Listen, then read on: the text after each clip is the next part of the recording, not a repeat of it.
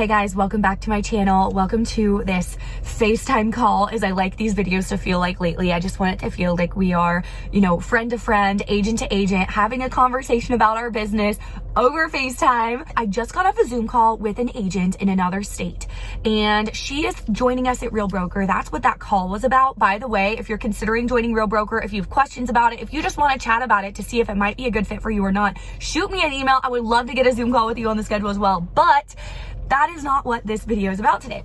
On our call, though, we talked about Real Broker, got her questions answered and all of that. But then the conversation also went to how her business is going, how her year's been going, how she's been getting business, some of the struggles she's been having. That's kind of the direction it went after we talked a little bit about Real, if that makes sense. And so here's a little bit about what she was telling me, because this is relevant, guys. Just don't go anywhere. It's all gonna make sense. She was telling me how many of the clients that she's been working with have been Zillow leads. And let me know in the comments. I love chatting with you guys in the comment section. Let me know what you guys think, but I really believe that Zillow leads are the worst kind of leads that you can work with. Not previously, like, they weren't that great, but I think that moving forward into everything that's happened with the NAR lawsuit and the changes that are happening. By the way, if you guys want a fabulous video breaking down exactly what happened in plain terms with the NAR lawsuit, how to move forward confidently and simply, it's not complicated, how to move forward working with your buyers and not have it be like this big scary thing, tips for that, I have a video. It's not my video, but it's actually the president of my company, but it's for anyone. It's not just for people at my company. It's not a pitch about Real by any means, but what this video is, it's like so valuable that I would love to share it with you. If you want that video, send me an email and I will send you the link to it. But where was I going with this? Oh yeah, so we're talking about the NAR lawsuit. I really believe that Zillow leads are not the kind of buyers, any online paid leads are just not the kind of buyers that you're going to want to be working with in 2024, moving on into 2025, for your business with everything that's going on and the changes that have been made. And those were the kind of buyers she's been working with, right? And she wants to start working with relocation clients, which I truly believe are the kind of clients you want to be working with, especially after the NAR lawsuit, after the changes that are happening with working with buyers. No, I don't think it's as crazy as the media and everyone's making it out to be. For a minute, everyone was just freaking out about this on social media. But there are definitely some changes that are being made to the way real estate's done in general and the way real estate agents get paid and the way real estate works. And I really believe that relocation clients, because these are the people who, they have to move. They are buyers who are moving because they have to. They aren't just people who want to move right now, and they need your help. Most of them are out of state, a lot of times until after closing, so they can't do this on their own. Even if they wanted to try to buy a house without a realtor, without paying the realtor, without the realtor being paid, whatever, however that looks, like, they need a realtor because they're not even local here. They need you to go video the houses for them and give them advice and all of that. So like, they actually need you. And all that being said, I could keep going on and on as to why I really believe that relocation buyers are the best type of buyers to be working with after this lawsuit has happened in the real estate industry. But that's not even the point of the video. That's where our conversation led. And she was telling me she really wants to start video marketing. By the way, I started a mastermind group for agents, and I would love for you to join if you're watching this. I plan to meet, I don't know how long we'll keep it going, but if you guys keep showing up, I'll keep showing up too. It's definitely far from perfect. I don't know what I'm doing. I've never led a mastermind before, but I'm just excited to get to chat with you guys and get to know some of you guys. So if you would like to join our mastermind, please let me know and I can send you the Zoom link to the next one. First and third Mondays of the month is what we're looking at right now. Again, we'll just keep doing this until we feel like it's time to stop. I'll keep showing up as long as you guys keep coming as well. Yesterday was our first mastermind, and the topic was just getting started using video, how to just get started, because that, I truly believe, is the hardest part of using video marketing for your business. And you want to be using video marketing because that's how you're going to get the relocation clients, which are the kind of people you want to work with as home buyers in 2024, 2025 for your business. So that's all the background that you need to know. But she was saying, this agent on the call I I was having today, the Zoom call, she was telling me she really wants to do video for her business. She knows she needs to get on YouTube. She knows that she needs to start doing that because she doesn't really have a ton of business right now, and she knows that's where the best clients come from. But she's so in her head about just getting started. She's so in her head about just posting. And then I had an agent tell me yesterday that I was talking with, she was like, I really want to start using video for my business as well, but I am having a really hard time. I'm having a really hard time getting past the roadblock in my mind of the videos need to be perfect before I can put them out there, because I've seen so many other agents online with like perfect looking content. And that was a big roadblock for this agent. And then the agent today was telling me she has a similar roadblock, and that's not even the second time I've heard that over the last week or so. So I thought, I'm going to just address this real quick. I'm going to give you my best advice as far as this goes, like how to get over the roadblock of just starting using video marketing for your business, or however that looks for you. It doesn't have to be relocation. There's a zillion ways to use video marketing for your business, but this is going to be more like the mental side of things, the mental block, if you will, how to get past that mental block. The first thing to keep in mind is, what are you saying in the video? I would argue that what you're saying in the video is a zillion times more important for our industry, at least. Maybe if you're in a different industry, things need to look more aesthetic, but for the real estate industry, what you're actually saying in the video, what is the meat of the content? Is what you're saying answering the question that someone looked up for and found your video, if that makes sense? Like if somebody Googled, 5 tips for buying a house and your video pops up, is what you're saying actually helpful? Are you delivering on that? Are you giving them the 5 tips? If somebody Googles 5 things you need to know before relocating to Nebraska, like, is your video actually giving them the 5 things they need to know before moving there? And don't let this, like, again, with the perfectionism, don't let this stop you because you're like, I don't have the perfect things to say. Just do the best you can where you're at, is like all you can do. Just get started. But I would really argue, as far as perfectionism goes, what you say in the video and the fact that what you're saying is actually adding value to and answering the question of the person watching is way more important than it being professional. Guys, we are recording this right now on a phone with no audio, professional audio, no microphone, no professional lighting.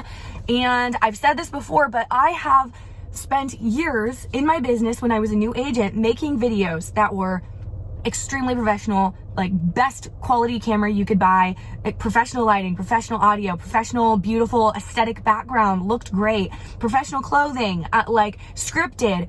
And those videos brought me 0 business. And then it wasn't until I posted a video,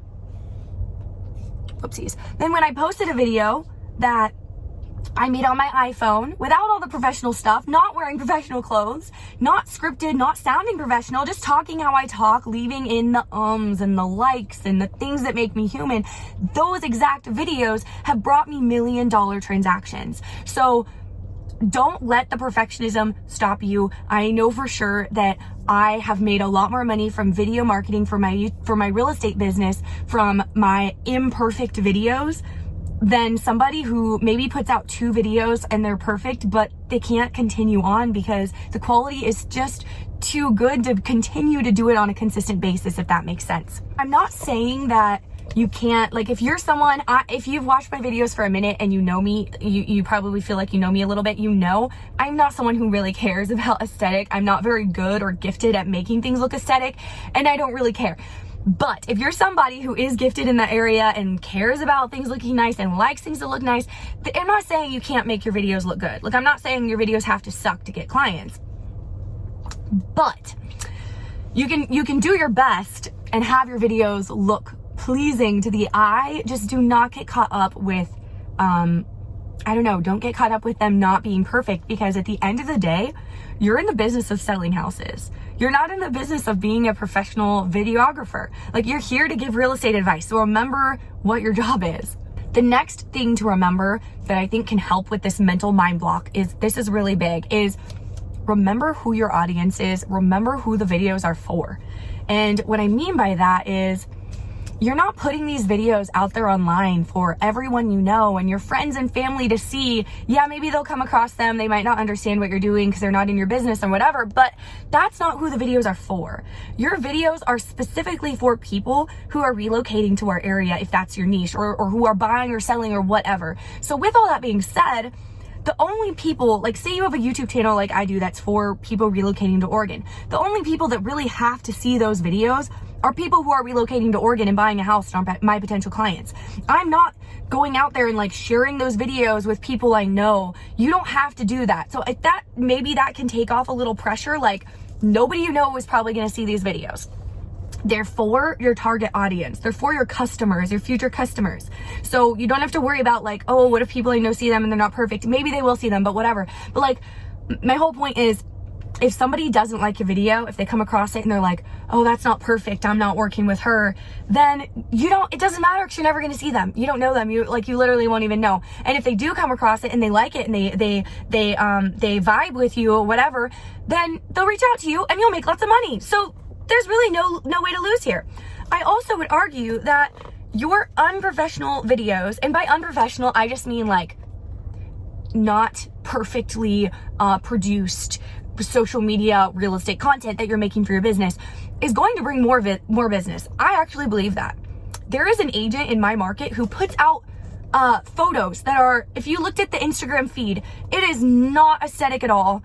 There is nothing that looks like choreographed, like it's just totally unaesthetic as it gets. And this realtor kills it because she's just real and relatable. And people feel like they can reach out to her because she's a real person. If you're perfect, if you like have all this like perfect aesthetic, people might not even want to reach out to you to like do business because they're like intimidated or whatever. People reach out to real people. And that is something that I have heard so many times from agents who have reached out to me to join us at Real, but also from buyers who've reached out to me from our other relocation YouTube channel to work with me, is that we didn't feel like we couldn't reach out to you. Because sometimes if you come across these videos and someone has like this perfect staged background and perfect professional camera, you don't even feel like you can reach out to them because you're like, oh, they're probably too busy to work with me or whatever. But like people tell me they feel like they can reach out to me because I'm just a normal person in my videos. I'm not perfect. So I really do think that having that level of like humanism, not being perfect, is really what will actually help a lot of people reach out to you because they feel like they know you. You're not this perfect like persona who they're too intimidated to even reach out to in the first place. I don't know if that makes any sense, but in my mind that makes sense. And I feel like if I had that roadblock, it would help me just start making videos for my business and not be so worried. This is a topic I could continue to talk about. If you like videos like this,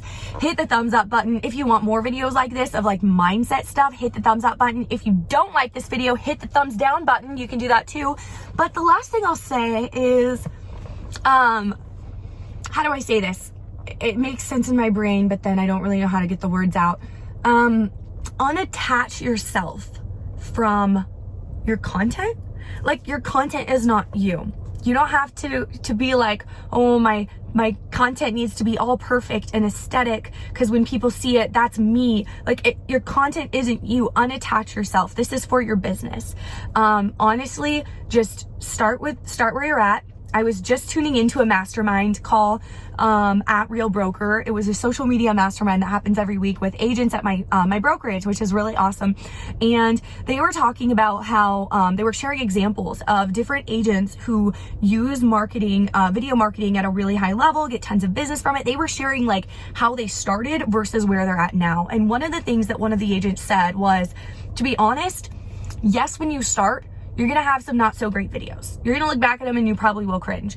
But don't be so concerned about that because the way that it works is the algorithm really does weed out those videos. You can kind of just post them and forget about it and move on. They'll still bring you business. I have really, really crummy videos that I've posted in the past and they still brought me business. So don't worry about that.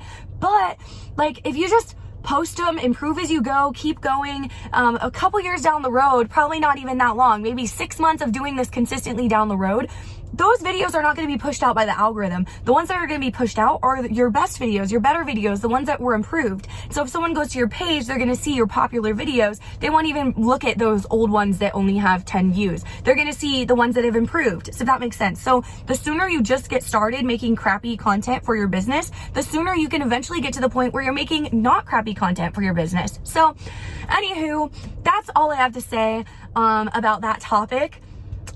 If you grab value from this video, head over to my channel. I have a handful of playlists that you might grab value from. Lots of car conversations like this. We have a lot more content that is going to be coming out in the future on a consistent basis. So hit the subscribe button and the bell if you haven't already. We are very consistent posting on this channel, and I will see you guys next time.